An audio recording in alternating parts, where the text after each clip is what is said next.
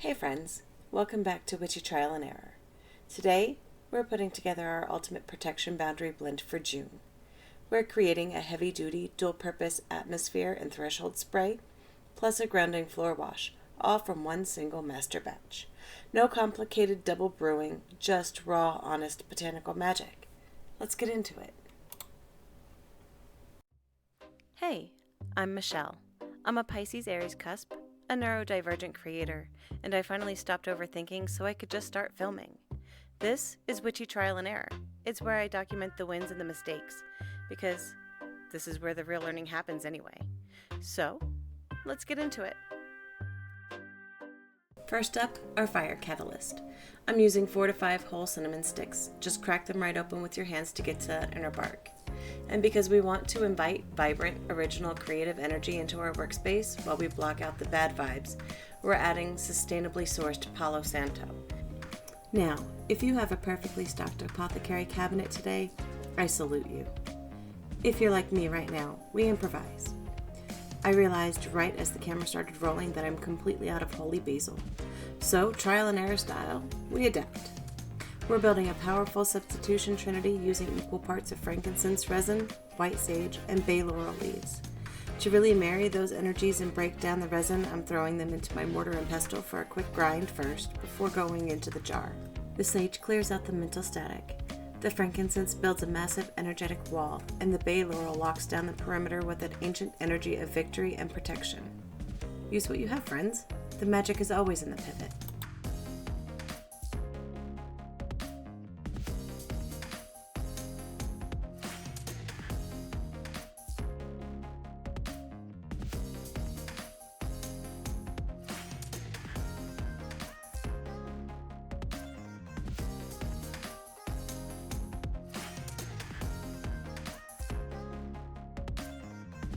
Next, we're tossing in some calendula and a little bit of dried pink hibiscus to start layering those protective, vibrant frequencies. Then, in goes half a cup of our lavender buds for mental clarity. Maybe a smidgen more.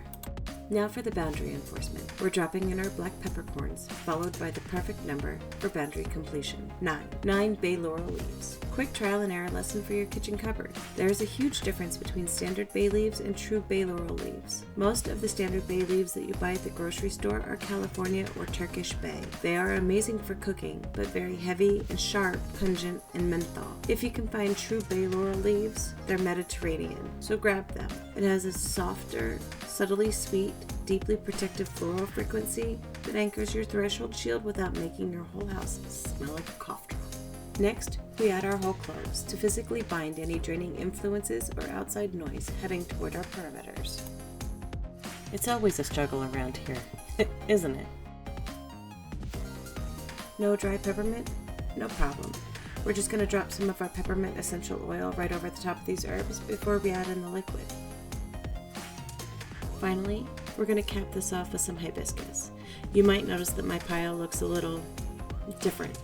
That's because I just finished making a separate batch of hibiscus water right before I hit record, and I absolutely refuse to throw away good plant material. Because these are previously steeped, already wet hibiscus petals, they've already given up some of their raw strength. To fix that, we're doubling the amount and throwing in 2 full cups of these wet blooms to guarantee that we still get that intense, gorgeous velvet wine color shield.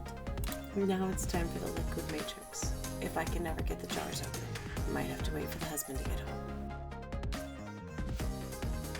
Okay, so now that they're open, we're going to pour in the 10 cups of our Sagittarius Blue Moon water, and plot twist, we're adding in our 3.5 cups of 50/50 witch hazel and isopropyl alcohol right into the steep from day 1.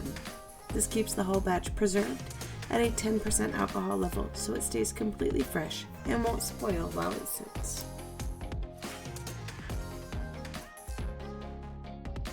Now, we're going to tuck her away for 48 hours. 48 hours later, and she's ready. Oh wait, would you look at that color? She's gorgeous. Okay, now we're going to strain her through a fine mesh cloth bag, and we are going to get her ready to be split between the pickle jars and the wine bottles. And because, true to fashion, I spilled and got some extra lavender floating in my beautiful red concoction, we're going to strain it yet again. 3 cups of that liquid is going to go in each one of the large 1-gallon pickle jars. I'm measuring out 1 cup of liquid for each of my 2 wine bottles. To give these specific bottles a massive energetic boost, I'm adding our frankincense oil right into them before capping them tight. Think of this as a concentrated spiritual upgrade. Frankincense is a powerhouse for building an unbreakable energetic wall, locking down your perimeters and completely tuning out any draining outside noise. It turns these bottles into a heavy-duty threshold reinforcement stock for whenever you need to drop a serious line of protection around the house. As always, keep your pets from the area until the floor is dry. Let me know in the comments below how your master jars worked for you, and I'll see you in the next trial. Bye! Thanks for watching. Don't forget to like, share, subscribe, comment, all the things down below.